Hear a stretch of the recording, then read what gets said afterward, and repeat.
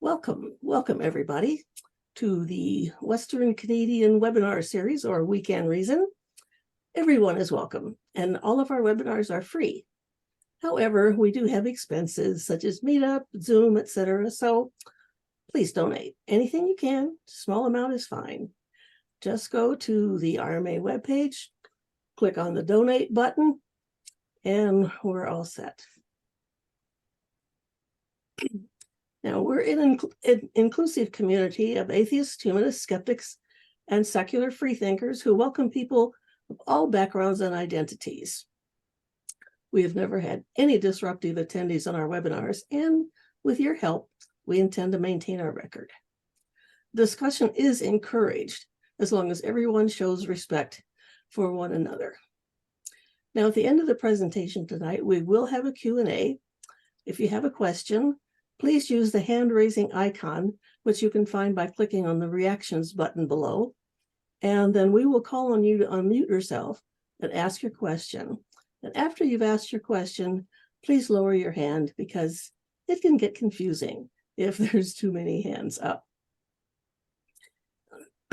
And so, our speaker tonight is our very good friend, Janice Selbie. Janice is a registered professional counselor, and she takes individual clients and helps them dig their way through the trauma left by religion. And she also offers workshops called Divorcing Religion, where people, again, as a group, work through their trauma from leaving religion. And on top of that, she has a Divorcing Religion podcast, which, as Peter will tell you, is exceptional, excellent. She interviews people with amazing journeys. And if that isn't enough, she's the founder of the Conference on Religious Trauma, or CORT. And she just completed her third successful conference last month. And I'll bet the videos of the speakers in that conference might still be available for a small fee. And maybe we can ask Janice if that is in fact the case. And tonight she will be speaking on exposing religious trauma in 2023. Yes, it's still very much with us. Several of us here can guarantee that, and we still need to work on it and provide help. And Janice has given us some resources here that she will probably be referring to. And if I remember, if somebody reminds me, I will put the list in the chat so that you can save it and it will be easier to come by. So enough of this introduction and housekeeping. Don't want to take up too much of the evening. So I will turn it over to Janice. And Janice, it is all yours. Thank you so much, Lois. It's just such a delight to be able to address your group again. I'm really impressed by how many people have turned out for this event online here. And you made me sound very busy, and you were telling the truth. I am super busy, but I am never too busy for my friends, the Rocky Mountain Atheists. So I'm fortunate to be joining you from the unceded territory of the Syilx people in what is now known as Kelowna, BC. And it was my honor to address some of you at the fantastic We Can Reason event held earlier this year. I had such a great time. And during that time, I explored the various types of grief familiar to those of us who have divorced religion. Last year was my first opportunity to connect with some of you online when I spoke about my own journey away from fundamentalist Christianity, which I had experienced in Pentecostal and Holdeman Mennonite forms.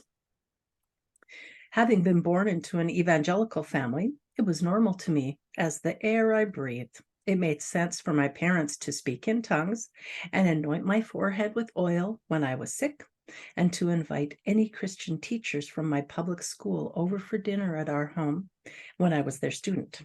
We had to stick together, you know. I was utterly devout in my Christian beliefs until a series of family calamities led me to divorce both my religion and my religious husband as I hit about age 40. I went back to school to become a counselor soon after. And then I started to discover my own trauma. To my surprise, not only had I been traumatized by growing up with a narcissistic father, but also by growing up steeped in his Christian fundamentalism that permeated family life. I spent years deconstructing my faith in isolation, not knowing anyone else who had been so devout and walked away. Back in 2010, I didn't even know what words to type into Google to describe my existential crisis and profound sense of loss over the demise of my entire belief system. In 2018, I found a video online by Dr. Marlene Winnell. She was discussing what she called religious trauma syndrome, or RTS. Her book, called Leaving the Fold, resonated deeply with me. I reached out to Dr. Winnell and attended some of her retreats for those recovering from religious trauma syndrome, for the first time connecting with others who could relate to my own pain and loss. And the more I understood about my own deconstruction and the more time I spent with others walking a similar path, it became clear to me that my counseling practice would be focused on helping others recover from religious trauma. In 2019, I developed the Divorcing Religion workshop and began facilitating it online. It was helpful, but it still didn't feel like enough. So I began putting together CORT, the Conference on Religious Trauma, which was to be held in Vancouver in 2020, but COVID had other plans, as we know. Fast forward to 2023, and I just hosted the 3rd annual Conference on Religious Trauma, just like Lois said. I hosted it online, as I do every year. Last year, I also founded and hosted the online Shameless Sexuality Life After Purity Culture Conference. Not satisfied with having done all that, I then launched the Divorcing Religion podcast and the CORT YouTube channel, where I post previous sessions from the Conference on Religious Trauma and Divorcing Religion podcast interviews. Last week, I celebrated my 100th video release on the YouTube channel, which has grown to nearly 2,500 subscribers since being launched in March of last year. While people are aware that trauma is the lasting emotional response from physical, emotional, or life-threatening harm, religion is such a sacred cow that people have been hesitant to identify it as a source of trauma. Though religious trauma syndrome is not present in the Diagnostic and Statistical Manual, otherwise known as the DSM, RTS is recognized by many psychologists and counselors as a set of symptoms experienced by those who have participated in or left behind authoritarian, dogmatic, and controlling religious groups and belief systems. Symptoms can include cognitive, affective, functional, and social, cultural issues, as well as developmental delays. Now, over the past few years, religious trauma and religious trauma syndrome have become far more widely known. Even those outside of religious groups have been learning about it.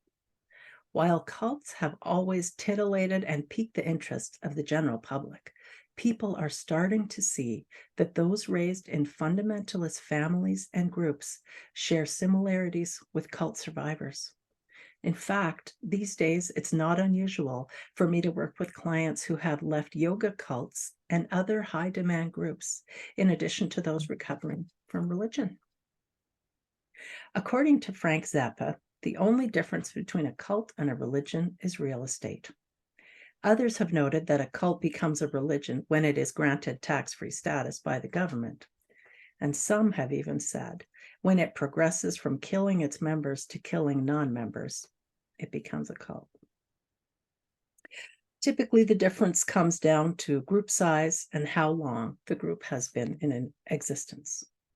In addition to spiritual and religious cults, there are political cults, self-help cults, large group awareness trainings, or LGAT cults. This is like the NXIVM group, and many others.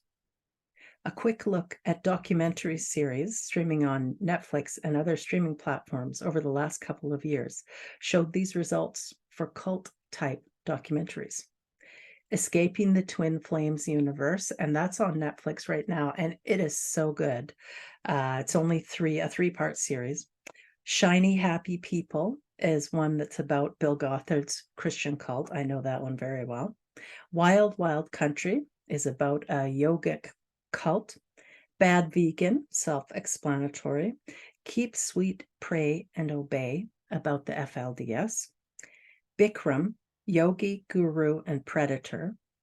And there's one called The Family, about a Christian cult operating out of Washington, D.C. and influencing politics there. And then, of course, One of Us, which is about Orthodox Judaism. So there's a lot of crossover between cults and religions and the trauma that people can experience having been deeply involved in those high demand groups. Tonight, I'll be sharing with you from the final module in my Divorcing Religion workshop.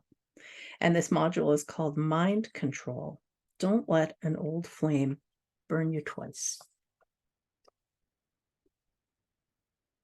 When an ideology or person fractures an individual at the level of their identity, breaching that individual's beliefs, decisions, relationships, and behaviors to such a degree that a new identity is created, one can say that mind control has occurred.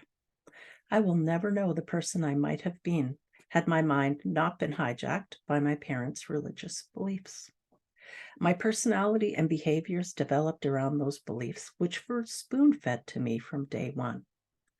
Those who fall into cults, religious and non-religious, in adolescence or adulthood suffer a similar fate, being deceived, indoctrinated, and taken over by their new ideology. Fundamentalists and fanatics are chillingly similar to zombies.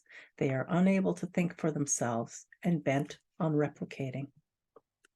Before divorcing religion, we were discouraged from thinking critically and encouraged to only think through the lens of our specific religion. For me, this meant rejecting scientific ideas like evolution. If my pastor said it and other Christians believed it, especially famous ones like James Dobson, I believed it too. As it turns out, neither my parents nor my teachers taught me how to think. Instead, they simply taught me what to think. We are creatures of attachment, first to caregivers, then to ideologies and beliefs. If we are indoctrinated with ideologies as children, receiving them from our caregivers, we have no choice but to believe them. Our survival depends on it. Upon divorcing religion, however, I became keenly interested in fundamentalism, fanaticism, and psychological techniques employed by these groups to increase persuasion, also known as mind control. These are varied and complex, and I am not an expert, just an interested former victim. I encourage you to do some of your own research and educate yourself. Critical thinking is defined as the objective analysis and evaluation of an issue in order to form a judgment. In short, it is exactly what religious devotees are trained to avoid. Instead, they are fed logical fallacies. A logical fallacy is a mistaken reasoning that invalidates an argument. As hardcore religious folk, we fell prey to some doozies, and we weren't even aware of it because we were so thoroughly indoctrinated. You might not know that fundamentalism is the gateway to fanaticism. For the purposes of this module, I will be using the terms fundamentalism, fanaticism, and cult. While not identical, fundamentalism and fanaticism certainly are closely related to each other. The main difference is that fanaticism is always behaviorally based. It is one's behavior that merits them the title of fanatic. Fundamentalism is not initially action-based, but is more of an attitude. Fundamentalists generally idealize the past and desire its restoration in some way, a dream which holds out the illusion of security to members, making it especially attractive to parents and seniors. Fanaticism, on the other hand, does not necessarily idealize the past and often appeals to youth who are seeking drama and action. Both groups avoid critical thinking, eventually replacing their passion for an ideology with obsession. In other words, the object of their devotion is eventually superseded by the act of devotion itself. I'm going to repeat that. The object of their devotion is eventually superseded by the act of devotion itself. This is where identity enmeshment comes into play.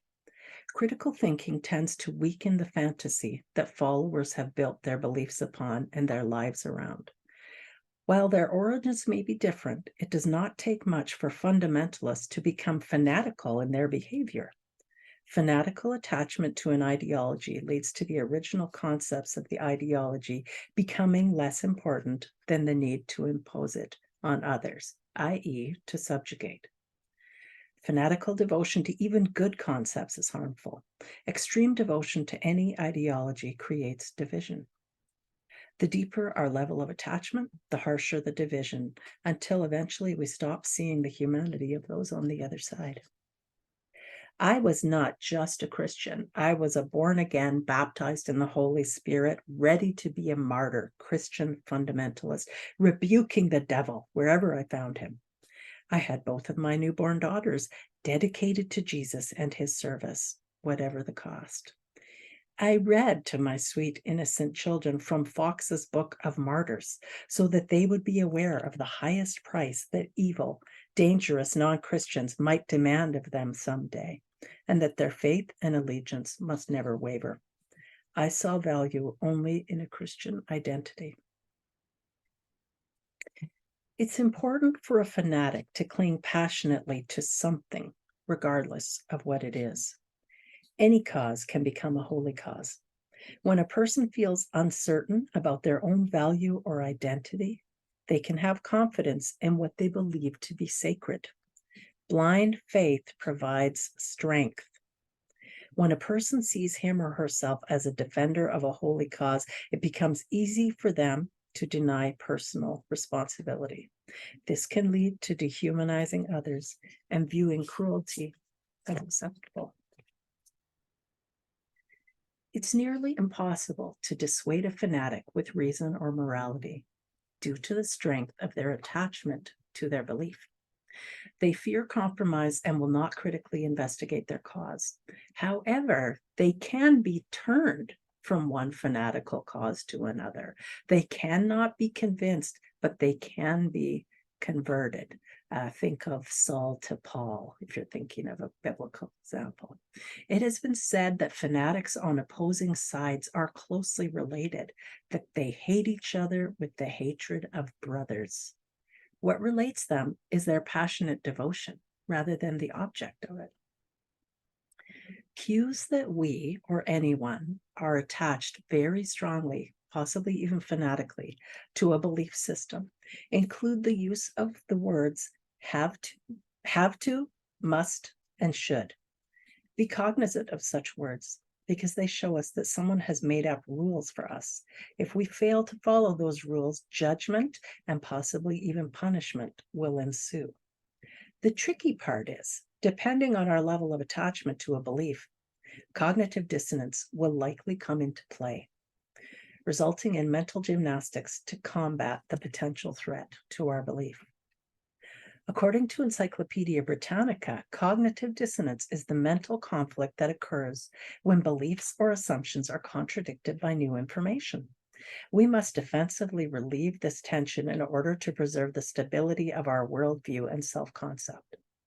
A few of the ways in which we try to combat our cognitive dissonance include rejecting or avoiding the new information, twisting the new information, or tricking ourselves into believing that no conflict really exists. When we find ourselves passionately defending a belief, our devotion to it deserves thorough examination.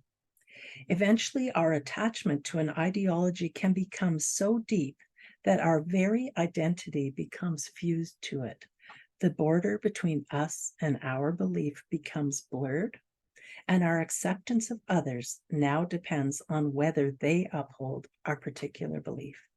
In other words, our love and acceptance becomes conditional.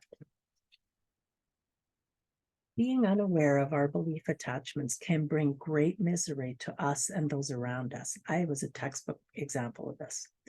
But being aware of our attachment gives us power. Awareness provides the freedom to decide whether or not we will continue holding our beliefs.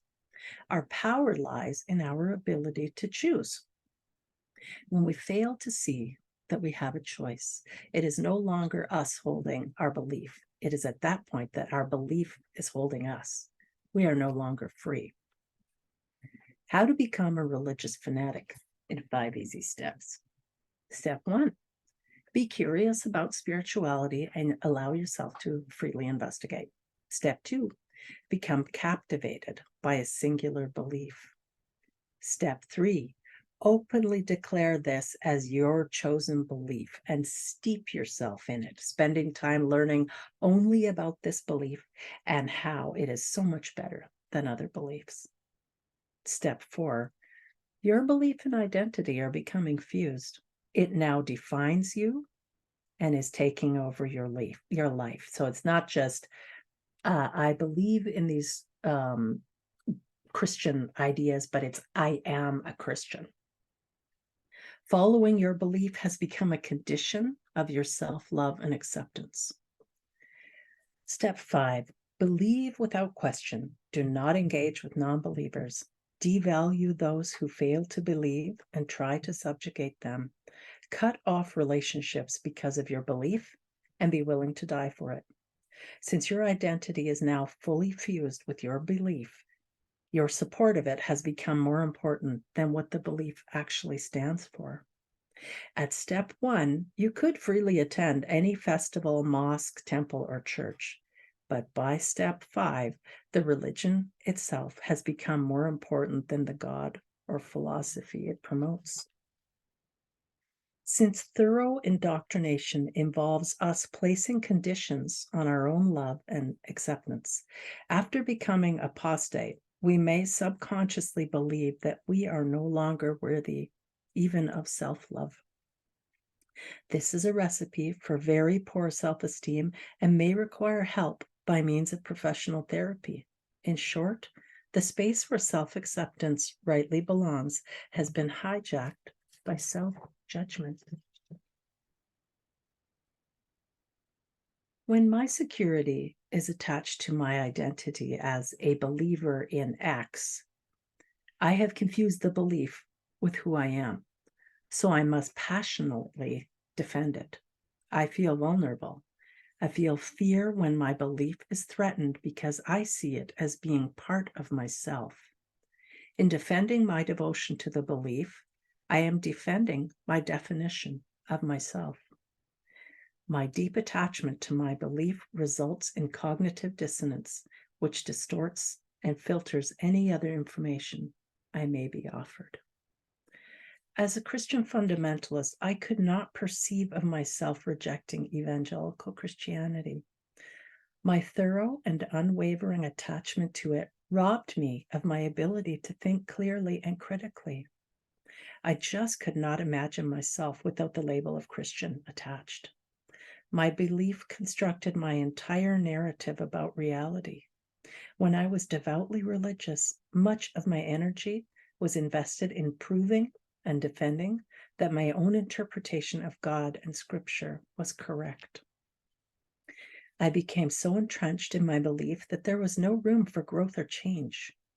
Going forward, now having divorced religion, I will do my best to listen to others, but I will receive their information with cautious skepticism, knowing that they too are attached to their own beliefs. In order for growth to occur, we need to separate the belief from our devotion to it in order to examine it truthfully. Consistently questioning our own beliefs, what they are, where they came from, and why we believe them, is what will help us keep from becoming a hostage to them. Holding beliefs loosely allows us freedom of choice. As William James stated, we have to live today by what truth we can get today and be ready tomorrow to call it falsehood. Strong adherence to a belief can obscure our vision, and when our perspective perspective is limited, so are our options. The ties that bind can become the ties that strangle. Here are some questions to ask about beliefs. What do I believe about X? Where did I learn that belief? How is my belief affecting me? Is my belief true and verifiable? And do I still need that belief? And many people who are just raised in religious homes or second generation believers, as I am, and this goes for cult members too, if you're born into it, you're a second gen. We don't even doubt it. We don't even think about it because, of course, our parents believed it. Our community, our religious community believes it. So we are going to believe it as well. It takes a lot of courage to question what we believe when it is also such a big part of our identity. Now, who joins a cult, religious or otherwise? Those born into it, like a second gen, or indoctrinated at a young age prior to developing critical thinking skills. Vulnerable people who have been alienated, disenfranchised, or victims of trauma, many of whom fall into addiction and seek help for those addictions through church-run groups. Those experiencing an identity crisis, youth, young adults, those going through divorce or newly widowed, and good people who want to make a difference. They end up in cults. No one actually joins a cult. People join a good thing or a great community, but it never says right up front, of course, that it's a cult. Why do people join cults? People are seeking security, seeking identity, feeling frustrated with their lot in life, feeling a lack of purpose or loneliness, desperation or neediness. And people are seeking hope through false promises that either they can be changed or they can change the world through the cult. Now, what keeps converts trapped in their religious mindset, their fundamentalist mindset? Fear of hell, apocalypse, abandonment, failure, or embarrassment can keep people trapped. Guilt and shame can keep people trapped. People might say sacrifices were made for you so that you could attend Bible college, or you made a vow, or you converted others. Thinking those things can keep us trapped. Isolation and insulation, being prohibited from questioning the group dogma or prohibited from building relationships outside the group, can keep us trapped. Having limited education, skills, and resources, especially financial support. Some of my clients don't even have a birth certificate. If they were born into a very fundamentalist homeschool family, the birth may never have been registered, and they often are lacking adequate education, sometimes only up to a grade 4 education. And we see this also in Amish and some of the plain communities as well. People really don't have an adequate education, and that can keep them trapped. Comfort, security, especially the fantasy of a lovely afterlife where we'll be together with all our loved ones, that really can keep people trapped. And this last one really makes me think of the conspiracy theory groups that have absolutely proliferated since COVID, with so many people stuck at home and time online. So this last thing that can keep converts trapped, feeling special, elect, or superior, like they alone have the secret sauce. And that is something that we see a lot in religions and conspiracy groups and other cults. Some common psychological manipulation tactics. Fundamentalist religious groups and other cults, including human potential cults, political cults, terrorist organizations, and more, employ a wide array of psychological manipulation tactics to persuade people to join. These tactics essentially overcome a person's free will and critical thinking. Unwitting and well-intentioned victims fall prey to such tactics, which can include deception, coercion, hypnosis, flattery, and more. So really working people into an altered state is what I mean there by the idea of hypnosis. Psychological manipulation tactics used in evangelical churches, because that's my background. Mood music. So this might include special words, controlling the volume in the worship team, and even certain chord progressions. Using mood lighting, a low light during altar calls and prayer times.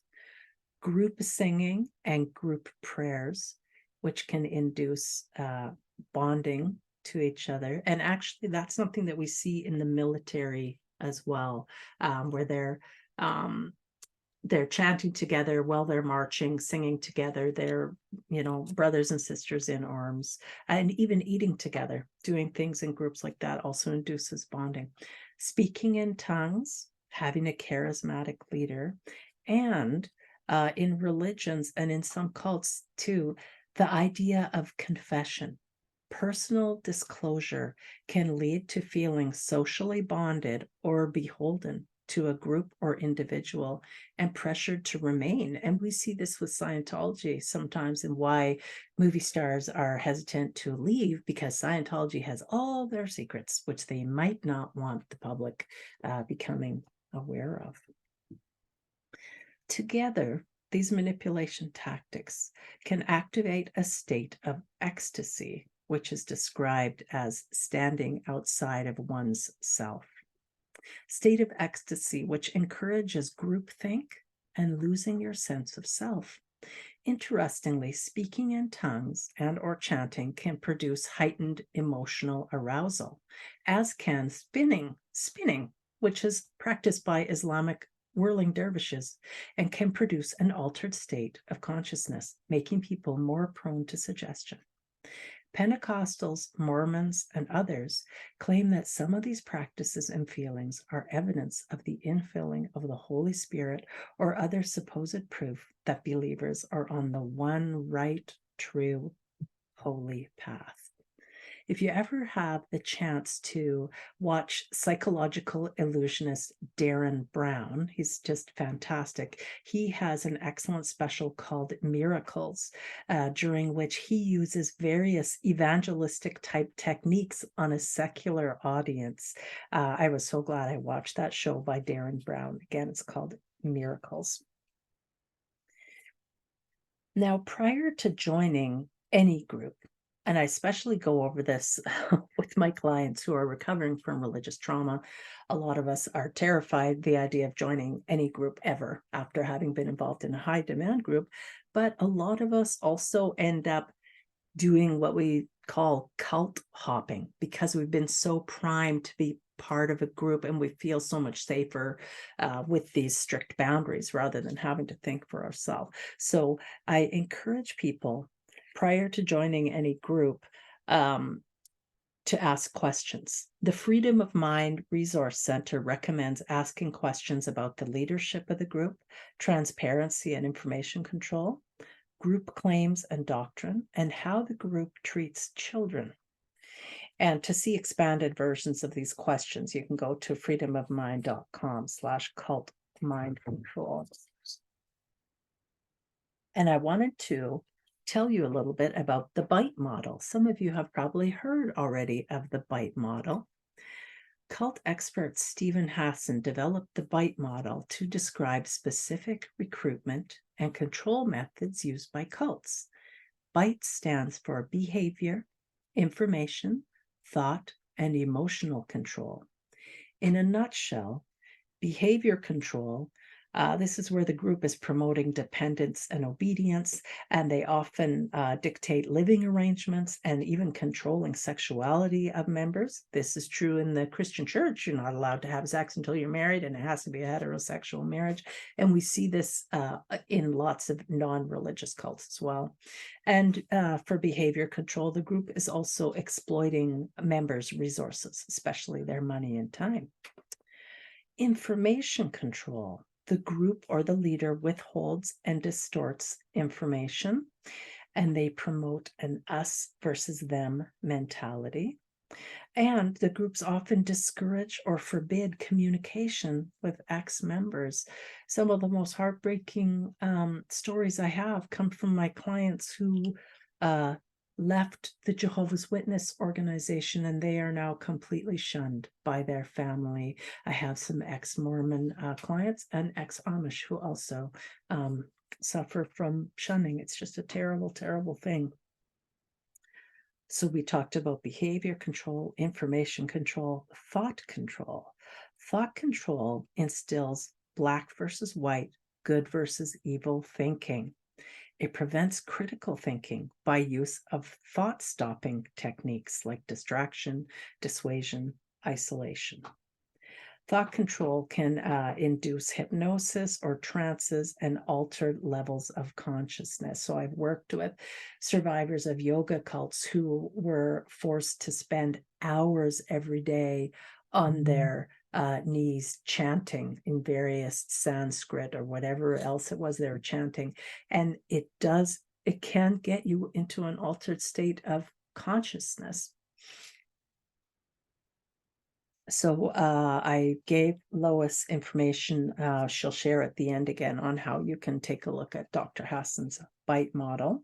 I also want to recommend culteducation.com. I think I included that in the list as well. And that is Rick Alan Ross's website. And Rick Ross spoke at the very first conference on religious trauma. I try and have a cult expert speak to us every year.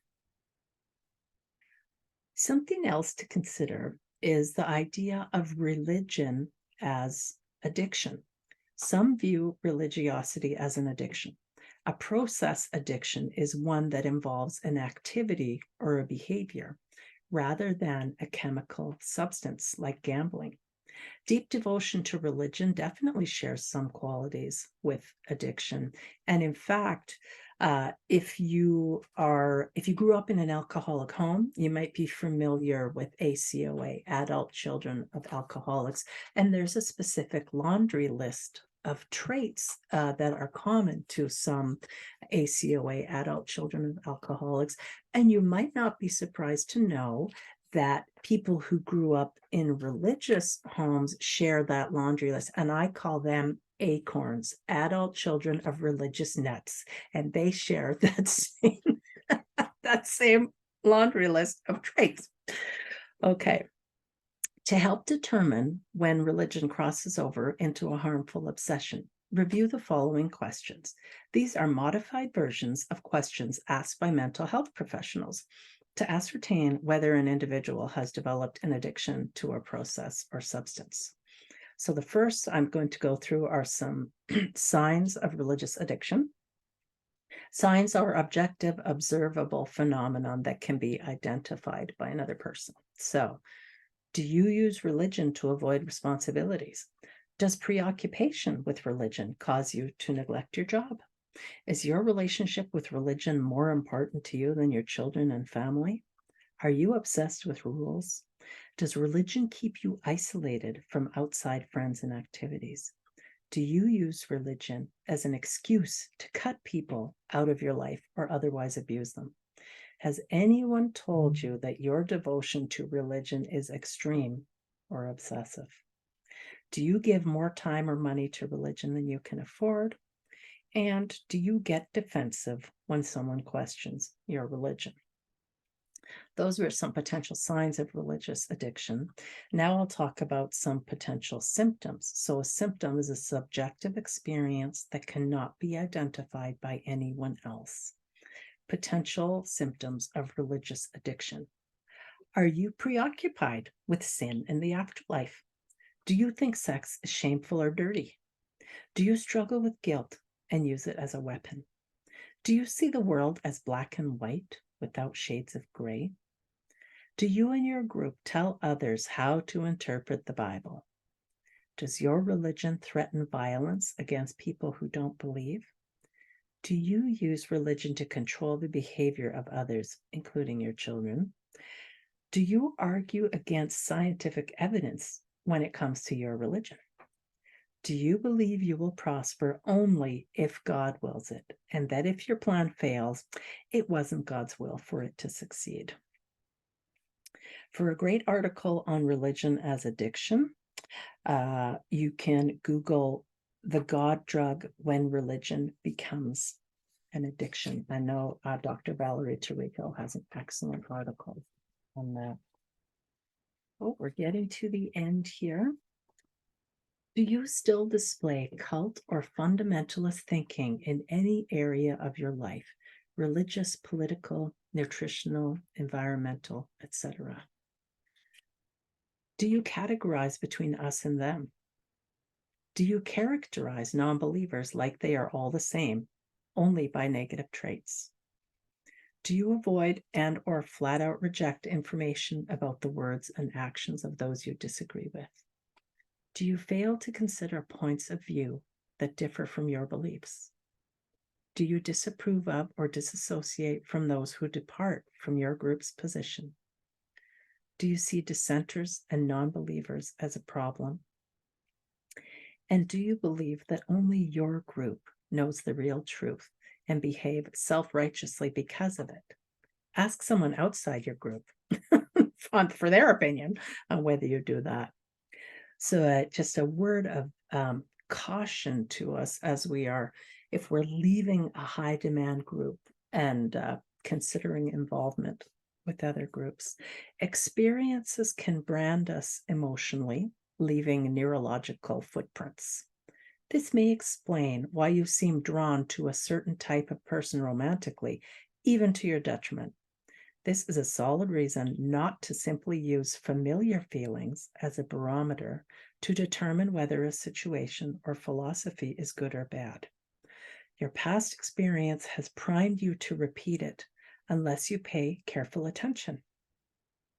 Bearing that in mind, let us end our time together with a list of what to watch out for as we bravely step into our future, free from the tyranny of fundamentalist religions and cults. Be wary of groups with a charismatic leader who appears to be narcissistic. Be wary of groups that are authoritarian with a distinct hierarchy or pyramid shape, of groups that demand a high amount of your resources, time, money, and energy. Be wary of groups that answer questions with circular reasoning through doctrine or dogma, such as, God says it, I believe it, that settles it. Be wary of groups that promise you are going to be part of changing the world, or groups that insist they alone have the answer. Be wary of groups that are authoritarian and try to enforce obedience and control through guilt, shame, fear, social pressure, sleep deprivation, blackmail, or punishment. Be wary of groups that espouse a doctrine of separation. Be wary of groups that try to separate members from the rest of society, groups that try to restrict you from receiving outside information, groups that discourage critical thinking. Be wary of group members with mentally or emotionally stunted growth who are easily threatened by questions or other beliefs. Groups that try to break down your individuality by forced confession. And of course, be wary of groups that try to psychologically manipulate with mood lighting, music, and shared experiences. I like to end my modules in the Divorcing Religion workshop with some thoughtful words. So just a few quotes here. One by John F. Kennedy. He said, "Conformity is the jailer of freedom and the enemy of growth." Aldous Huxley said, "One believes things because one has been conditioned to believe them." Evita Ochel said, "Until you realize how easily it is for your mind to be manipulated, you remain the puppet of someone else's game." And lastly, George Bannister said, "All religions start off as cults. Any religions that justify slavery, killing, oppression, and division are still cults." And that's the end of my presentation. I'm also very happy to send out to any of you my workbook, the Divorcing Religion workbook. This is module 6. It's only a 6-module workbook. It's online, and I'm happy to send it out to you for free. And I see Kat has a question. Lois, I don't know how you want to handle questions, if you want to address them and send them over to me, or how you'd like it handled. Yeah, well, I will call on people, ask Perfect. them to unmute themselves. And I think I will undo the spotlight if I can find out how. I got a shameless product promotion Oh. here. It's from my shameless sexuality life after purity culture. I got merch. I got shirts, and I got bags, and I got water bottles. Well, go ahead and advertise anything you want. Okay, now put your hand up if you have a question. And well, I'll start out with Janice, could you tell us a little bit about the symptoms that you look for in a person that has left one of these high control religions and is struggling with trauma? How do you diagnose whether a person has religious trauma? Yes. So people typically search me out because they already are aware that they've grown up in a religious environment or spent a lot of time in a religious community, and they just recognize that they are having trouble. So easy ones are like trouble, they're having trouble getting along with their parents anymore, or maybe they're terrified to tell their parents that they no longer believe because the relationship has become quite conditional on their belief. So codependency is a great big issue that comes up because when we are raised in a fundamentalist home, we're not allowed to have boundaries.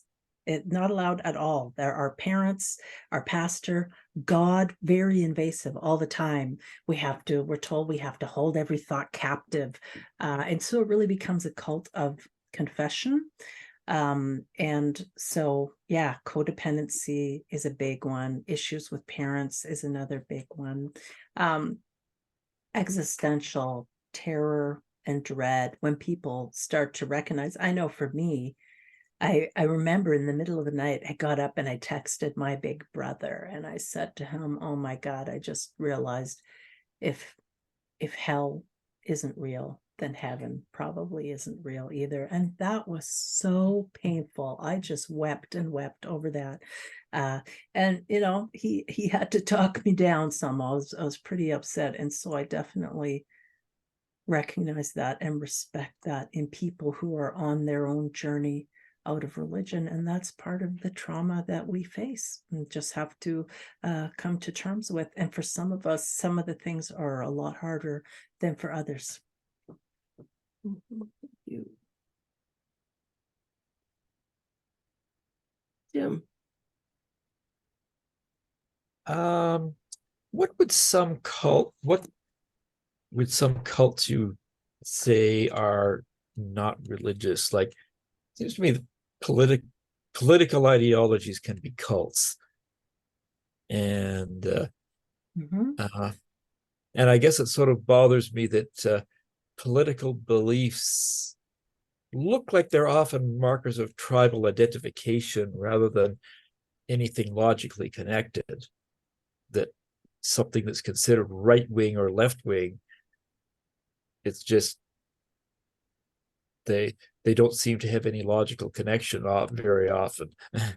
Yeah. Okay. Well, I think that's a great question. Very timely considering what's going on to our neighbors there with Trump and the cult of Trump. And that definitely the MAGA crowd, that is a cult of personality, essentially.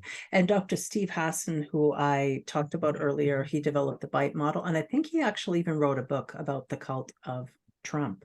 And the interesting thing is, in that group, in the MAGA crowd in particular, so many of them are coming from Christian backgrounds. So they're already primed with black and white thinking, with us versus them thinking, with the desire for a strong man, thinking they need to be rescued. We need to be rescued. And so this character shows up on a white horse, and he pronounces that essentially that he's the savior. He's going to save them. And people just buy into it hook, line, and sinker, because it already goes along with what they've been trained to believe. And then, of course, also, it's harder once we become part of a group, once we become members of a group, it becomes harder for us to pull ourselves out of it, to examine things critically, because now we have this community, this acceptance. For some people, and I'm thinking in particular of the conspiracy theories and folks who fall down that rabbit hole, they maybe have never been religious or part of a group in their life. And a lot of them have already been on the fringes. And then they find this group that accepts them and welcomes them in. And we all crave certainty, security, order, and acceptance. And religion and cults and conspiracy groups tie that up with a shiny red bow. And it becomes very hard for us to be willing to confront it and make our way out. I guess I'd say also that, sometimes a Trump might have a stop clock moment and be, just be right for all the wrong reasons or something. Mm-hmm. And then the people who dislike him can stumble into being against that just because Trump was for it or something like that. Yeah, that's an excellent point. Even a broken clock is right twice a day. That is so true, and that does make it trickier. And I think with a lot of cults, whether they're religious or otherwise, sometimes they don't present themselves as that far out initially. They present themselves, almost as a reasonable alternative. And it's not till you get into it, like I'm thinking of Scientology, oh my God. And by the time you've spent $50,000 to get to whatever level, and then you find out it's all about another planet and these crazy things like that. But they don't typically put themselves out there as being so bizarre right off the start. So yeah, we do have to be careful. And I would say everyone is vulnerable at some point. All it takes is for us to end up in a transition period, something we didn't expect. So maybe we lose a partner, lose a job, move to a new city.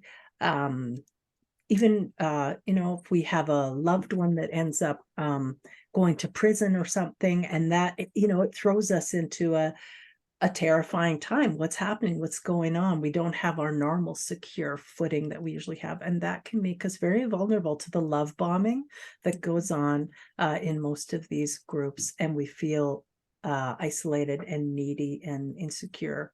And so we're reaching out for other people and other beliefs. Thank you. James Hildebrandt.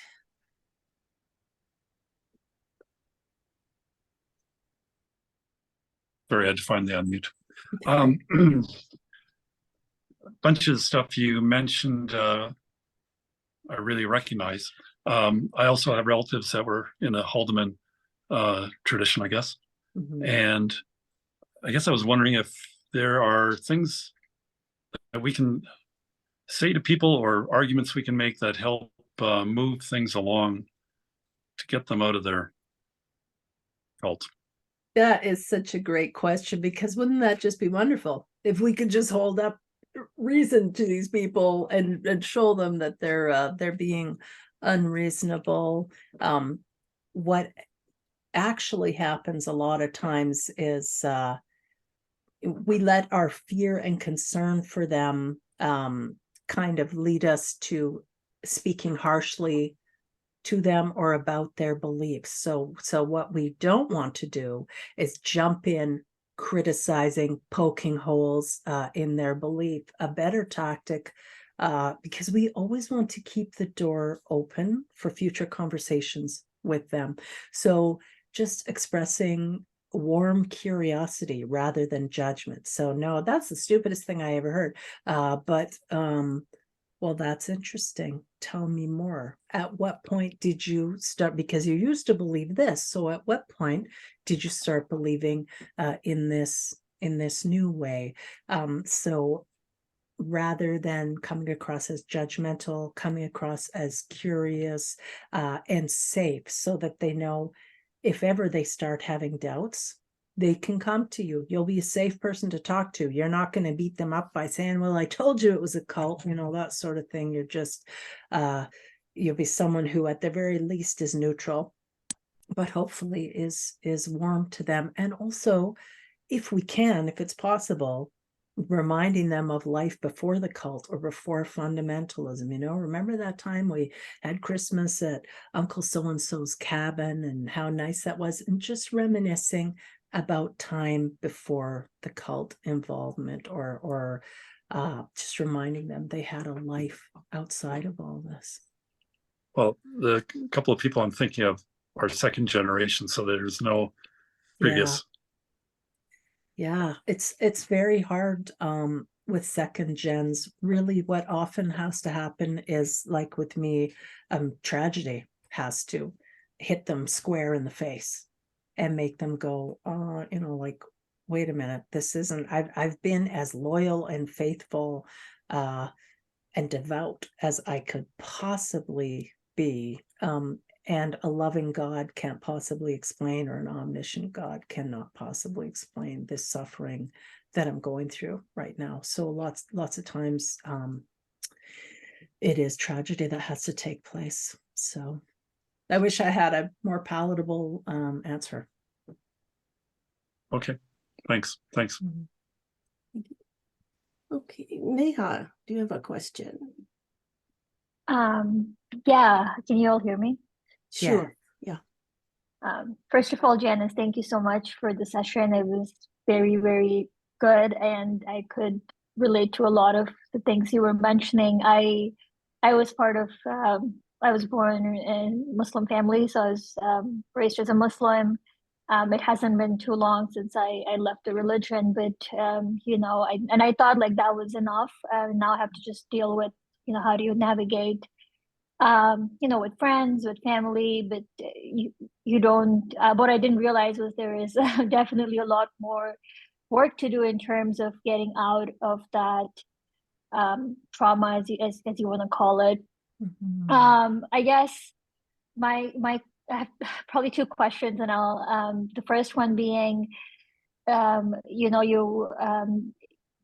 sharing that with your loved ones can cause potentially more trauma, because you're risking your relationships, and you don't want to compromise in those.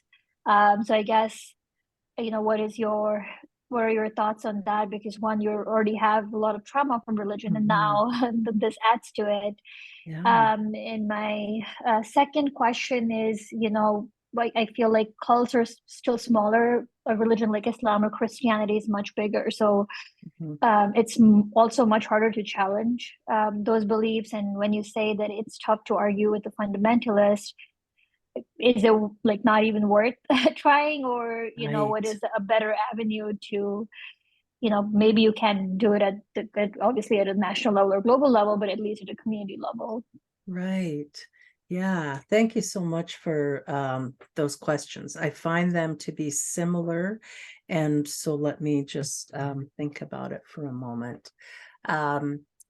When people come to me and they say that they're terrified of losing their loved ones, when the loved ones find out that they no longer believe, but they also feel compelled, like they have to tell them. So the first thing I say is, let's take a look at what's motivating you. Why do you feel the need to tell them? And why do you feel the need to tell them right now? So we have to look at things like, are you financially beholden to these people? Are you safe if you tell them? Lots of people aren't safe to come out in this way to their families. What seems to happen is we have these needs, one being acceptance and one being authenticity, and they're kind of like in tug of war with us, and eventually one seems to win out. So when we first recognize that we no longer believe, we still, the acceptance of our family might still be paramount to us. So we're willing to just pretend, just suck it up, keep going to services, whatever it is, because we need their acceptance of us. But eventually we have a desire to be seen exactly as we are and accepted for who we are. So at that point, some people might feel that, okay, it's time for me to let them know that I don't believe anymore, and I don't want to participate. I don't want to keep going to services. I don't want them proselytizing my children. So we look at why we want to come out to our family as non-believers, why we want to do it right now, why it feels important right now, how we might want to do it. If we wouldn't like to receive bad news in a very public setting, then maybe it's not a great and charitable idea to spring it on our parents when we're all out for dinner, or say, by the way, I don't believe anymore. That's the worst news they can ever get, barring your death, is that you are rejecting their belief system. So let's give them the opportunity, the time and space to digest this very significant and painful information. So some people prefer to do it in a letter, in an email. Some people send it out to all family members at the same time. And then they might even say, and now, I would like a break of a month or 6 weeks or whatever it is. You can digest this and then we can talk about it again. Or some people say, you can ask me anything about it and I'm happy to tell you why I don't believe anymore. But you don't even have to do that. You are allowed as an autonomous adult to change your mind. And you don't even have to explain why you've changed your mind. It's enough to say, I don't believe that anymore. But sometimes we feel, especially if we were raised in the Christian tradition, I was always told I had to be ready with a reason all the time to explain the faith that lies within me. So then people leave and they think, well, I have to be ready all the time to give a reason. But no, you don't actually have to do that. You just have to know what you believe and what you don't believe. You don't have to go out as an apologist and deconvert or convert everybody else. I hope that answers some of what you were asking. Thank you so much. That was helpful. Good. Yeah, you're welcome. It's very tricky, and if it would be helpful for you to have someone to bounce ideas off of, I'll make sure that Lois has given everyone my contact information, because I do work with a lot of clients on this area in particular. Sure. Thank you. Anu.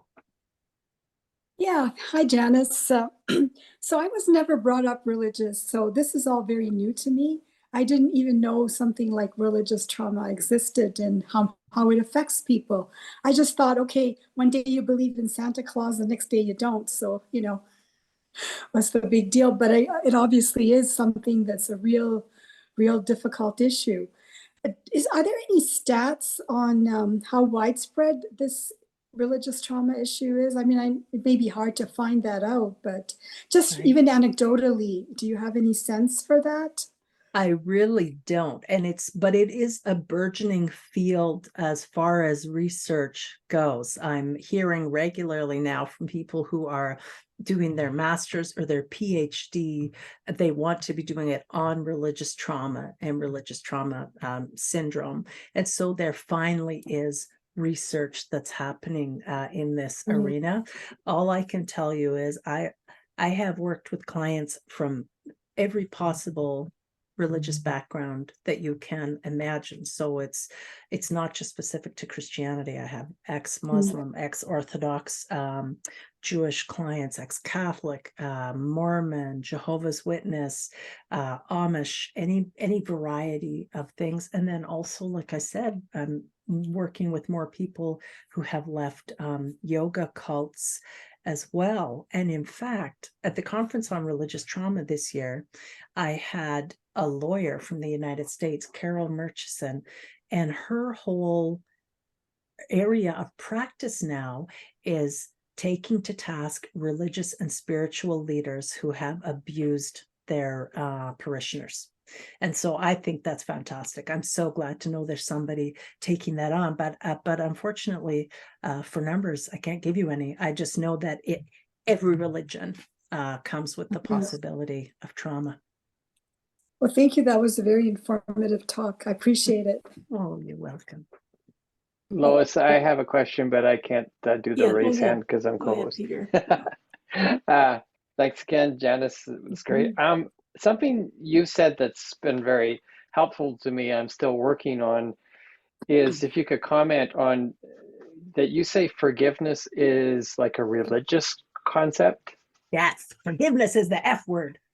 And that's just, it's been a little bit, and I'll tell you just that my personal thing is because I am still working on it, but I just am having a hard time, quote, forgiving myself for getting duped. And I'm getting a better understanding. I realized that I was kind of from a family that wasn't supportive, and my emotional needs overtook. But I still go through that. How could I have been so stupid? How did I stay so long? How did I get all the way through Bible school when I questioned things? Why didn't I pull out? But if you could say a bit about that, I think it's a great concept to think of it differently. Yes, thank you for bringing that up. That is definitely one of my favorite hobby horses. So I tell my clients that forgiveness is the F word because it's a concept that has been, hijacked by religion essentially, but also it is something that has been weaponized by abusers. So, predators make their way into religious circles, partly because they know they can get away with it. They know that whatever they do, they can say they're sorry and the adherents have to forgive them. So I don't like the idea of forgiveness. What I work with my clients on, and it sounds like you're already there, Peter, is getting to a point of acceptance, radical acceptance, because there's not judgment involved in acceptance. The radical acceptance is, this is what happened to me, or this is what I believed, this is what was done to me, or this is what I did. And now here I am today. I see it clearly what happened to me. And going ahead, I have a choice how I'm going to respond to this. I can choose to keep this person in my life or keep this toxic theology or whatever it is in my life. Or I can just say, no, I'm done with that. I'm going to walk ahead and not carry that with me anymore. People, when forgiveness is in the equation, it's like blaming the victim and making them have to do one more thing because now they have to forgive the person who did it or even forgive themselves. And you don't need any more blame heaped on you. That's already something you're very familiar with. So what you've been doing is right on. You have been educating yourself and understanding what made you vulnerable to the teachings in the first place. And what more can you do? Because you take it with you now, moving ahead in your life. So you don't have that blind spot anymore. That blind spot has been eliminated. So way to grow, and try not to beat yourself up and insist that you forgive. You just have to accept reality as it is. Okay, awesome. Thank you. You're welcome. Melody, do you have a question? Unmute yourself. Thank you for your presentation. Learned a lot. The comment on forgiving yourself just set off all kinds of bells in my head because I have, I guess, just been in touch with over my life, being raised in a fundamentalist family, but then having run into, and this often seems to occur more in women than men, the whole idea of doing Reiki or hypnosis or, these certain oils are going to cure all your problems, or, and ideologies, political ideologies, many woke ideologies, as I was listening to you go through the hallmarks of these, I was ticking them off in my head, and there are a lot of them. And that, I think, is an understatement, at least in my mind. And it's interesting to me how often I've run into this sort of thing, and kind of, when I was younger, kind of get pulled down that road. Yeah. And then invariably there'd be somebody would say something like, well, you just have to forgive the abuser, or you just need to believe, or gotta have faith. And as soon as those statements would get made, I'd be like, okay, and kind of back off. But personally, I just see this everywhere, and ideologies everywhere, and people buying into them en masse. Yeah, for sure. And it's so true. This is so much larger than just religion. It's really, we can run into fundamentalism in any sphere because we are human, because we are prone to extremes, because we crave certainty, security, order, and acceptance. Those are the things that we need to feel safe and to feel, like we're standing up and can kind of understand things that are coming our way. And so because we crave those things, we can latch on to things that promise them to us, even though there's actually no substance to it. And for sure, we find this in the health and wellness community. And actually, that can be a real gateway into conspiracy thinking. Many a person has fallen into the QAnon conspiracy by way of the health and wellness community. My friend Courtney heard the Godless Mom talked about that at the We Can Reason conference in the springtime. Yeah, I saw that. One other question. Are you aware of street epistemology? So would that be a good approach with, say, family or It definitely can about? be. Yeah, I like that. I think Anthony Magnabosco, if I'm saying his name right, is behind that street epistemology. And he is someone I haven't had the opportunity to interview yet, but I want to get him on the Divorcing Religion podcast for that exact reason that you just gave. I think it's he has a very compassionate, warm, curious, engaging way to interact with people who maybe have a very different mindset or think that you need saving, think that I need saving. So I think we need all the help that we can get. So if someone else has come up with a way that they find helpful to engage with these folks, I'm all for it. So thanks for reminding me about Anthony. Need to give him a call. Okay, Kat, your question. Thank you. This was like an amazing talk. I loved it. I'm still stuck on people not having a birth certificate. Shocking. Like, yeah, like 3-4 days from now, I might get over that statement, but probably not. Like everyone else, as you were speaking, I was kind of checking things off in my head, and like Catholicism always felt a little cultish to me, now even more so. And when I was a kid, it was like the whole satanic panic thing, and people would go and get their kids kidnapped back from cults and deprogram them. And I kind of think that they really had something going.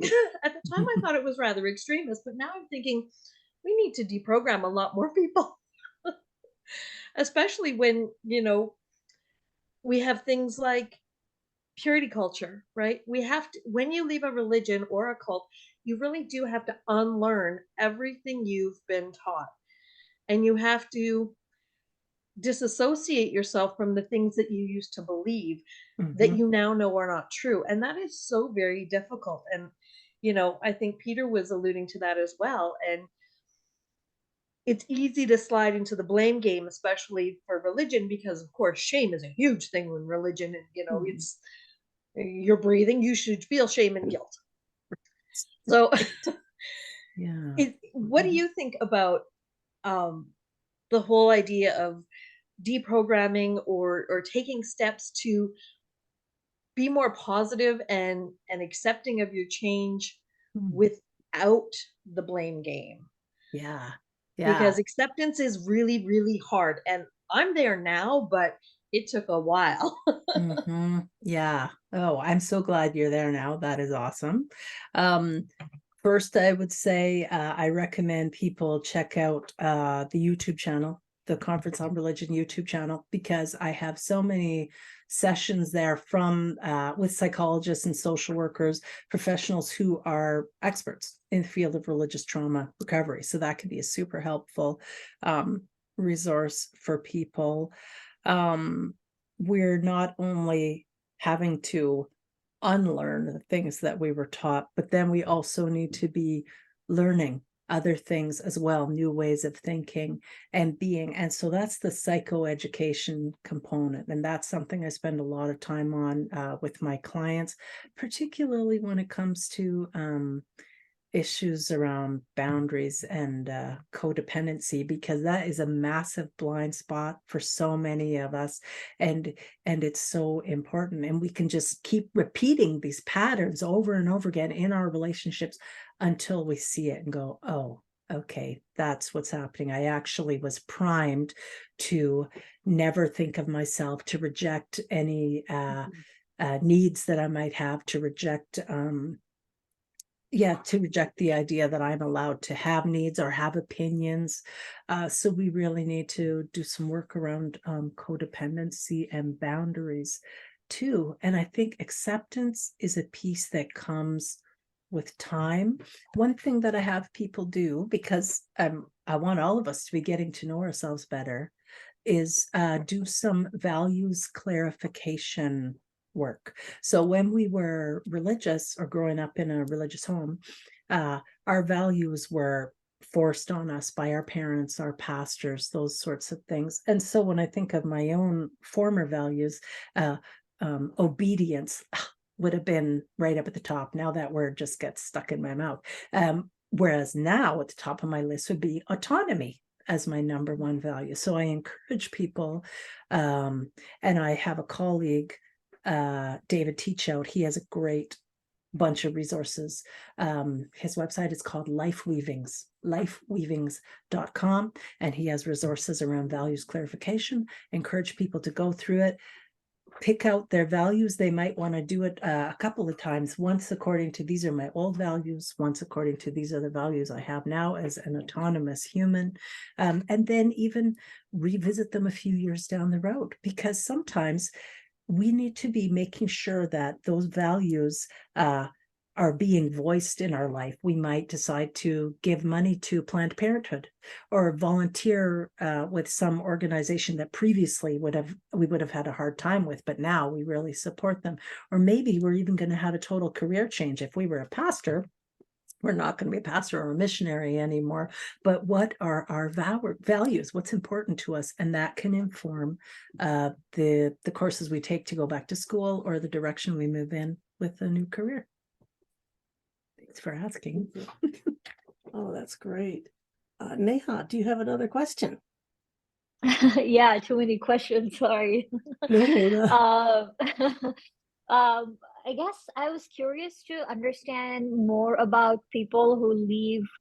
Well, there are people who leave one religion and then, the other religion sort of does probably a good job in proselytizing and they move to the other religion. But what I find interesting is that for some people, and like one of the most famous people is Ayaan Hirsi Ali, she left Islam, she became an atheist, and now she is a Christian. And I'm sure it's a personal experience, but I guess I couldn't wrap my head around it. Is how have you gone through this whole unlearning process only to fall back into it? And what kind of message that sends to Right. a large population.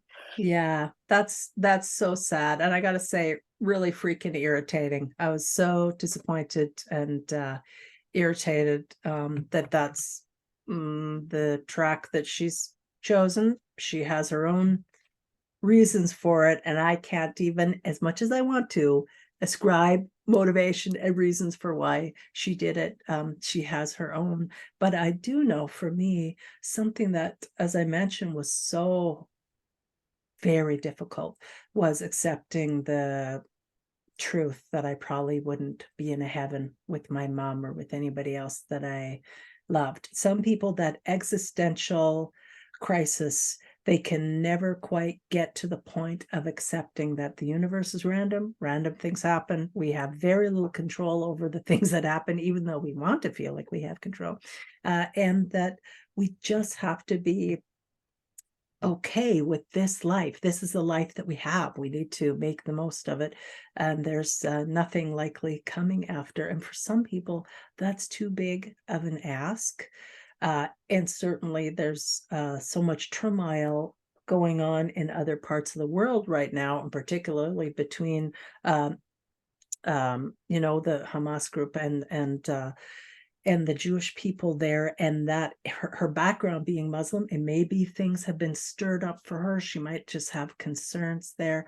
I don't know, but I think it makes sense to feel sad about the choice that she's made. Of course, the Christians will absolutely play it up as much as they can and say she's the darling of the group. Yeah, there's a lot of fame in converting to Christianity from Islam or atheism. That's so true. So I don't know why she did it. Maybe she'll find the peace she's been looking for if that was the reason for it, but it is frustrating. Yes, it was very, very sad and disappointing. Well, I've been accumulating a few questions too, so have you, in your experience with clients, is there any particular religion or a few religions that you find when people leave, they have tremendous amounts of fear? They're more afraid of the outside world than say some other religions. I would say, as far as a lot of people struggle with fear of the afterlife, any idea of, like, if they're wrong, they'll say, okay, yes, I know in my brain that there can't be, that there's no God or whatever, but this part of me has this terrifying fear. What if I'm wrong? What if there is a hell, and I'm going to hell? So that's Christians and Muslims typically have an issue with that. Jews don't believe in hell, the same way. But yes, the more insular the group, the more likely they've been told terrifying lies about the outside world. And that also is something that prevents people from leaving. If they think that the minute they set foot outside the compound, they're going to be raped or murdered or kidnapped, and that you can't trust anyone and everyone's just terrible outside of this group, that's really scary for people to come to terms with, especially if they've been told that from the time they were small. Would that, I was wondering about Jehovah's Witnesses, because they do that. Mm-hmm. And I was wondering if they come out with more fear than some other people would. There's a lot of baggage for people who grow up, particularly in the Jehovah's Witnesses home. They're denied a normal, carefree childhood. They're denied even just making friends, after school activities, extracurricular, sports, music, anything like that. Right. And then, of course, they're threatened with losing their family, being disassociated, being shunned if they do leave. So some of the clients I work with have left altogether and are being shunned. Some do what they call a fade. They just fade out. So they just, they go to less and less meetings and they have less interaction, but they're still, as long as they don't publicly say, I'm celebrating Christmas, or I'm, these sorts of things, they can still maintain ties with their family. And that's where it gets really tricky, like what I talked about earlier with the idea of acceptance versus authenticity. So yeah, I'd say Jehovah's Witnesses is one of the super challenging groups to leave. My heart really goes out to folks who have grown up in that background.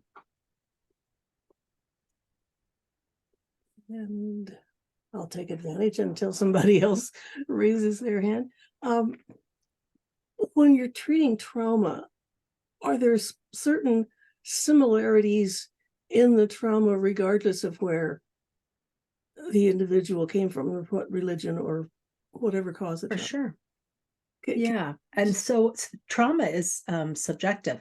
So two people can be walking down the street and see a horrific car accident happen in front of them. One of them is like, wow, that's really terrible, but I'm late for work. So they're going to keep on going. They're not even going to think about it again. The other one falls into a heap on the sidewalk. Mhm. So there are different factors that go into whether something is, kind of experienced as a traumatic experience. And some of that has to do with what's already on our plate emotionally, how much support we have for the things that we're already going through. And when I first started attending some of Dr. Winnell's retreats, or in-person retreats, and there were people there from very many different religious backgrounds, but boy, oh boy, as each person sat there and shared what it was like for them to grow up in a very religious family, and then the pain of coming to the realization they didn't believe anymore and what that cost them, not a dry eye in the place. Everybody is weeping because everybody knows that pain to some degree or another. No one gets out of it unscathed. So I think there are some things that are common to everyone who's divorcing religion, regardless of what the religious background was.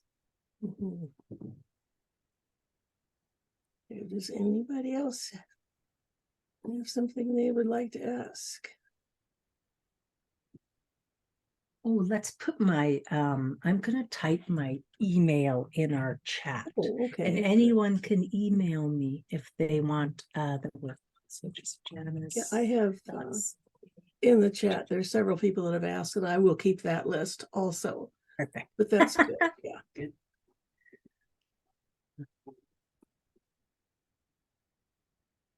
Okay. I'll bet Peter has, Dee has a question. Dee. Thanks, Janice, for giving us this talk. I really enjoyed it. And I don't have a question. I have, I discovered a British comedy that's on global TV that you guys might be interested in. It's called Everyone Else Burns. And it says it's not about any particular religion, but it's very much like a Jehovah's Witness family. And it is super funny. And just, it's a family under a really narcissistic, controlling, fundamentalist father. And there are many, even if you weren't raised Jehovah's Witness, you would find this interesting, just some of the things that goes on in the house and how constrained all of his family are. And there's only 6 sessions, so it's easy to watch and it's quite fun. Everyone Else Burns, it's called? Yeah. That one and The Righteous is Gemstones. He wakes them up in the middle of the night. Go, go, go, Armageddon. It's here, it's here, it's here. We've been waiting and it's here, it's here. And they rush out of the house and go to the top of the hill and looking over the city. And he said, okay, that was good. That was 20 minutes. It's not really here. And, and talk about a religious trauma. I mean, this poor family. Yes. Oh boy. Thank you. I had never heard of that, but that sounds like it would be good to check out.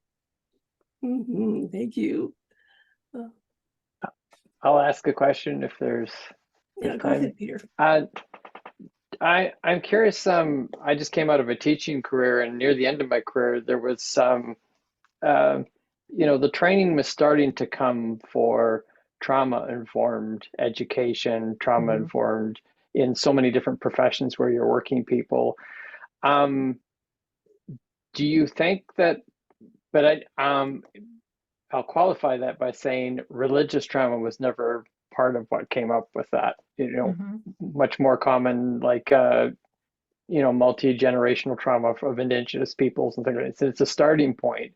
But do you see the understanding of religious trauma coming a little bit more into the mainstream like that, where it's the general public is more informed? And like someone said earlier, that comment, and I had that very kind of conversation where I shared with a friend my whole story, and how I deconverted, and I used to be a minister too. And his comment, very much not being raised in religion, was kind of, yeah, people quit going to church all the time. It's no big deal. And I thought, he just doesn't like, Yeah. and I still find that's really common. And just wondering, are you finding the general public is starting to be more aware? Yeah. Wow. Excellent. And what you're talking about there is really disenfranchised grief. So ambiguous loss means there's no body to bury. That also happens when we lose our faith. But the disenfranchised grief piece is really important too. It's grief that's not socially sanctioned or widely understood. So maybe if a woman, if a woman has been assaulted, or if a family member has gone to prison, or if a person has been in a love triangle and the other person was married and they lost that person, they died, and they can't go to the funeral, they can't just show up at the funeral and be grieving there. So it's disenfranchised. And when we lose our religious faith, people only see it as no longer believing in Santa Claus. That's a real common one that I get for sure. And of course, how could they understand it until we have more people talking about it? And this is also why I'd like you all to watch Twin Flames, Escaping the Twin Flames universe on Netflix if you have the chance, because the very last episode really looks at people coming to the realization, oh my God, I think I've been in a cult. I think I've written off my whole family. I've sucked other people into the cult. I've spent tens of thousands of dollars, and I think it's actually a cult. And they're coming to that realization. And what does that mean for them? Like the depth of loss that people go through. And so I'm doing everything I can to educate people about religious trauma. And so the more people talk about it, and the more shows that come out, even like Didi was saying, where people feel like they can talk about it. It is a big deal. When you have been inside a high demand group or raised in a fundamentalist family, it is a big deal. And when we talk about being trauma informed, the trauma that we suffer with when we have religious trauma is complex PTSD. That's pretty much what religious trauma syndrome is. So PTSD typically comes from a one-time life-threatening, horrifying event. Ours is complex PTSD because it's ongoing. It's from the time I was born. Every Sunday morning and Sunday night, I was in church, youth group, prayer group, all these things. And my whole community also was reinforcing these things, that the belief in hell, the fact that if I stepped out of line, if I was disobedient, if I displeased God, I could end up, burning in hell for all eternity. So these things weren't just one-time things. They happened over and over again. And it can even manifest in our, like, physiologically, it's the same as with grief. We might have like a lump in our throat. We might be feeling faint. There's all these different ways. We might have disordered eating because we're affected psychologically, and that can affect us physiologically. So I want people to be trauma informed. When I'm working with clients, I want them to be paying attention to their body, how their body feels, and getting used to naming those feelings, identifying those feelings. That's all part of being trauma informed. Thanks for asking such a great question. Thank you. Didi. I guess I do have a question. Marjorie Winnell, I think, was starting the work around getting religious trauma in the DSM. Has that gone anywhere? Is it Nope. It's not in there yet, but again, nothing is in there until it's in there. So it certainly doesn't invalidate it. And religious trauma syndrome is essentially just a collection of symptoms that people can suffer with from their time in a high demand group, because we suffer losses. To be in that group, there's all sorts of limitations and restrictions put on us. And then when we leave the group, when we no longer believe anymore, we suffer more losses as a result of our unbelief. So those symptoms she kind of puts in her catch-all phrase there of religious trauma syndrome. I hope that it will make its way in, and it may eventually into the DSM, but it's not in there now. It's not in the ICD either, but I think we're getting there as more people talk about it and learn about it. One thing to be mindful of is that religious groups and still religious people also now, they have heard about religious trauma. Yes, I'm including my dear mother in this. And of course she says, well, my Jesus would never traumatize anyone. My faith never traumatized anyone, to which I'm thinking, have you seen your children? But anyway, I digress. So we do need to watch out for, I hear from religious people all the time wanting to speak at my conference to talk about why their interpretation of the Bible is the right one, and that is sure to do away with all the trauma. And then I'm just like, next. Wow. Have you encountered the podcast Just a Little Bit Culty? Mm-hmm. Sarah and Nippy. Mm-hmm. Yes. Yeah, and they were, of course, in the NXIVM cult, and Canada had a big role in that whole NXIVM cult. They've certainly been able to leverage it very much to their advantage. I'm glad they told their stories, and hopefully their podcast is helping other people. Yes, I just discovered it recently. Yeah. There's a lot of good ones out there. It seems to be, every time I turn around, there's more and more podcasts as people who are leaving religion, and they're finding it cathartic, as I did to write my workshop. Very cathartic to do that. And then, of course, giving meaning to our loss is one of the tasks of mourning. And so one way I give meaning to my loss is by helping other people deal with their similar losses, and putting together the conference on religious trauma as well, and the Divorcing Religion podcast. One thing I kind of find frustrating is having been part of, I was a minister in one of the mainstream churches. It was Pentecostal Assemblies of Canada, which, yeah, there is that embarrassment. It was the Pentecostals. They're nuts, but still, it's a large denomination. It's well respected. And, if you tell people, well, I was in Scientology for years and I got out, they're all like, good for you or whatever in that. But it doesn't resonate the same. People don't want to think of mange churches or Catholicism or anything else as being cult-like or controlling. That's really, it's frustrating, because they just see it as, well, you made a career change. And it's like, no, it was all encompassing. Yes, it's your whole identity. It's our identity, our community, our worldview. It's the complete dissolution of our worldview. So our worldview was kind of like the bones, the structure that we hung everything on, so the world made sense to us, and that dissolves, and we are topsy-turvy. Suddenly it can be like, well, if it's down is up and up is down, if there are no rules, how do I make my decisions? And so it's a whole learning process, and the developing our secular identity, a healthy secular identity, especially when we were told before that the worst thing we could be was a secular humanist. Oh my God. And now, of course, I'm very happy to be a secular humanist. But yeah, people won't understand.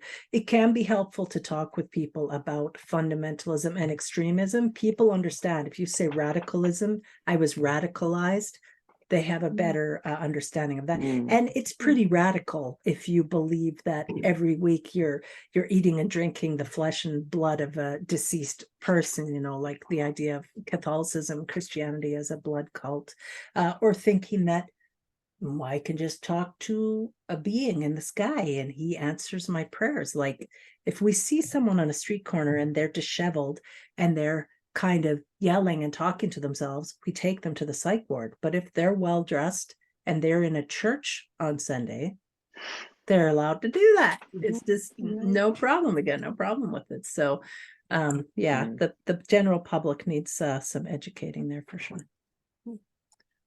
Oh, I need to throw in that for me, my biggest fear was disappointing or upsetting my father, hurting my father. If he, if I thought he was going to yell at me and get mad at me, that wouldn't have been bad, But to think of hurting him was just beyond anything I could cope with. And that kept me in for years longer than I would have been, I think. Oh, and I think that can partly have to do with boundaries and recognizing we are not responsible for how other people feel. We are responsible for ourselves, for our own words and actions. And as an autonomous person, I make my decisions, and I try not to hurt other people, but I'm allowed to live life as I see fit. And I hear you on that one, Lois. I know for me, it was watching each of my older siblings reject Jesus and reject the gospel. And I was young and impressionable. And that made me think, oh, I'm never going to hurt mom and dad that way by rejecting. So exactly. I hear you on that. Don. Yeah, thanks, Janice, for sharing all this. My question is, getting back to forgiveness. So you know how Peter came to Jesus and said, how many times do I have to forgive my brother? So what he wanted was a formula. He wanted to be able to count 1, 2, 3, 4, 5, 6, 7.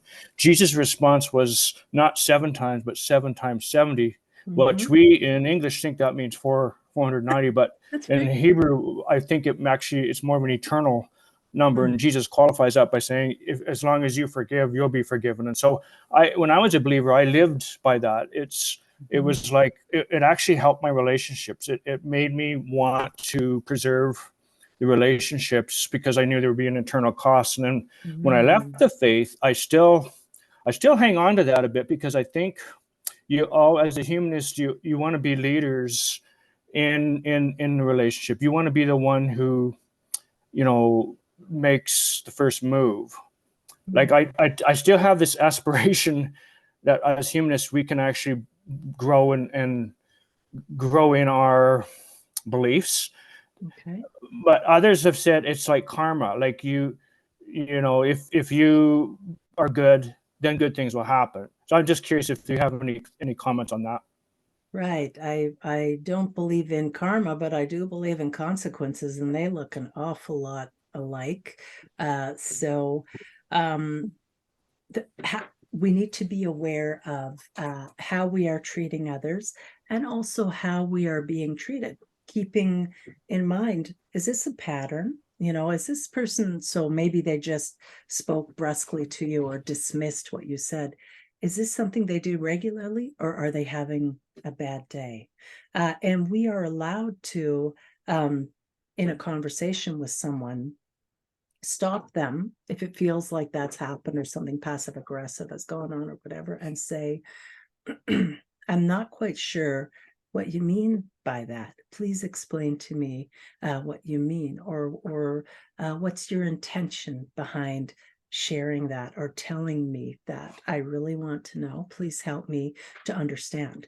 And so sometimes that can make people recognize, oh, maybe I should rephrase it. Maybe I said it poorly. But we need to watch out, because if we were raised in religion, that codependency piece is almost always there. And that's where we feel like we always have to be the peacemaker. We can't make any trouble. We're responsible for other people's feelings all the time. And lots of us grew up in abusive or neglectful homes with a parent maybe who was a narcissist, like in my case. And I became very adept at reading the temperature in the room emotionally very quickly to determine what's my best way to keep out of trouble. How can I best bring the temperature down, placate my father or whoever else it is. And so people can take that on themselves. And part of maturing after we leave religion is coming to recognize, I'm going to stay in my lane and other people can stay in their lane. As soon as I'm trying to take responsibility for someone else's feelings, I have just veered into their lane, and I'm denying them the opportunity of taking responsibility for their own feelings and their own actions. So we want to watch out for any residual or lingering effects of religion, such as the idea that we have to be forgiving people, even if they're toxic. We don't have to. And in fact, it's healthiest for us to avoid toxic people. Mhm. Could you describe codependency a little more? It's something I've always kind of had trouble really fully comprehending the meaning. Yeah. The idea that we need another person. I'm afraid I'm not possibly describing it as well as I could, but for sure, the idea that we have to be meeting their need all the time. Someone else has a need. My job is to fill it however I can do it. My job is to serve constantly. That's my purpose in being here, is to serve other people. And a lot of times it's we're just repeating cycles and patterns that we saw in our family of origin. We're doing exactly what we were trained to do. So anyone who's interested, I can send out also I have the comparison of the two laundry lists between adult children of alcoholics and Acorn's adult children of religious nuts. And for sure, one of the big things that we find in the laundry list for ACOA is the idea of codependency. So I go into it a little more in that. So I'm happy to send that out to anyone who's interested as well. That would be great. Okay, we have a few more minutes if anybody else has a question. This has been a fantastic learning experience for all of us. I'm so Kat, glad. go ahead. Sorry, couldn't unmute for a second. Just to add on to that, I think for a lot of us, young children are codependent on their parents, right? Like they need everything from their parents. And that's how it should be for a little while. Mm-hmm. But then I find for a lot of my religious friends, the tables flip and the children start feeling like the parents' happiness depends on them. Yeah. And, the bigger father, the sky daddy, we have to appease him, just like when we were little, we were dependent. Now they're dependent on us. Mm. And I think it really gets twisted and muddied and unhealthy. Mm-hmm. So hopefully that helps you a little bit, Lois. Yeah, thank you. Right. And narcissism too is something that would be worth learning about, because a narcissistic parent tends to see their child as simply an extension of themselves. Yeah. So that child better not be bringing shame to the family, better only be making decisions and choices and actions that glorify the parent. And particularly if we grow up in a home with as a pastor's kid or a missionary kid, that can be, and the parents they have to choose religion. Religion comes first, we come second. So there's emotional neglect also that goes on in those families. Oh, yes. Tracy, do you have a question? Yes. Thank you very much, Janice. This is exactly what I needed. This is great. I was wondering if you could speak a little bit more about, it seemed like you have group therapy.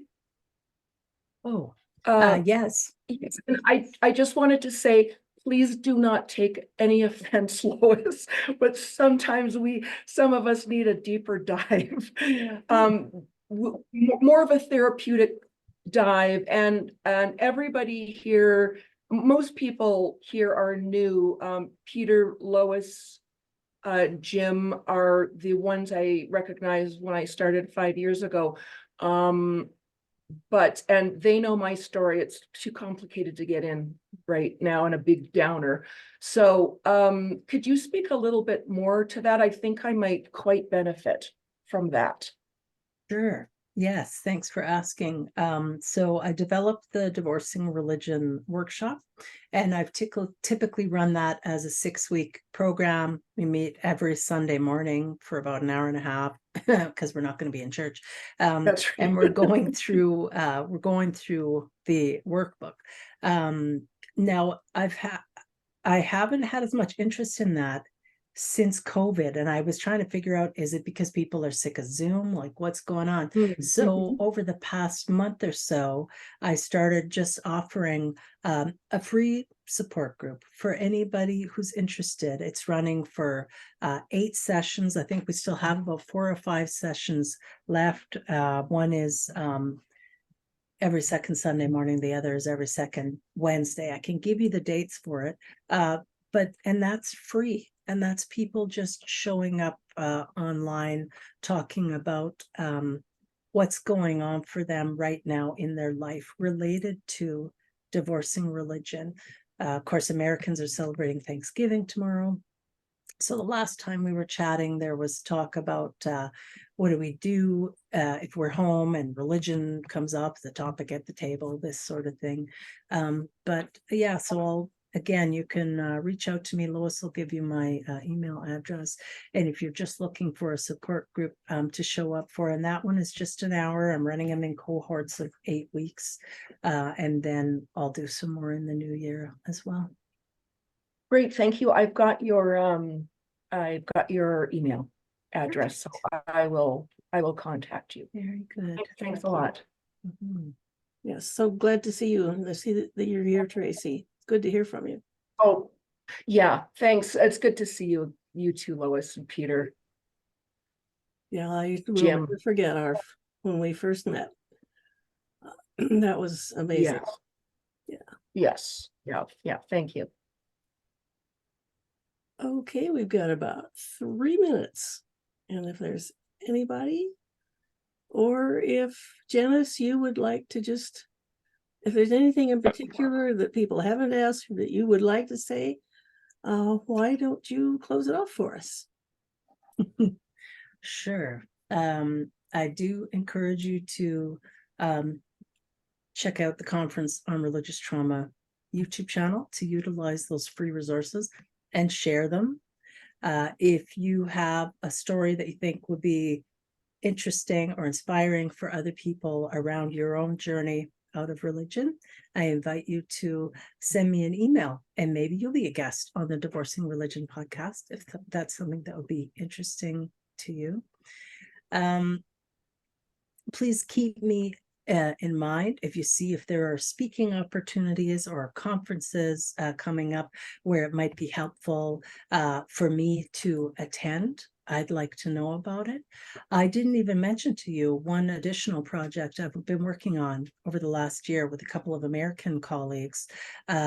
We are interested in starting a series of recovery centers across the United States and Canada for people who are recovering from high demand insular religious groups. So it could be people, maybe it's a pastor who no longer believes, and so he needs a place to come to and get his mind together and figure things out. Or might be someone who is literally fleeing a compound, FLDS or Amish or whatever it is, and they need a place to stay. We want to offer not only housing for them while they're coming to terms with it, we also want to offer teaching. We want to offer life skills. Maybe, like I said, someone doesn't have a birth certificate. They don't know how to drive. They've never had a job. So there are all these things that we're interested in offering. It would essentially be a cult recovery center. So if you know anyone who might be good for us to be in contact with, maybe they have property, maybe they have tons of money, and they would just love to donate to a cause like that, please let me know. So that's something that I'm working on behind the scenes, and I don't even always remember to tell people about it. And thank you so much for coming out and asking all these questions. I'm really glad that I participated. I hope you'll invite me back, Lois. Oh, absolutely. There's no question. Sure. And thank you so much. I think everyone here has learned so much, and we can't express our appreciation enough, Janice, and we'll definitely have you back. No question about it. Hooray. Oh, wonderful. Well, thanks again, everybody. Thanks for coming, everybody. This has been a great evening. We appreciate your participation, and we'll see you next time. Bye. Good night, all. Thank you. Bye-bye. Night.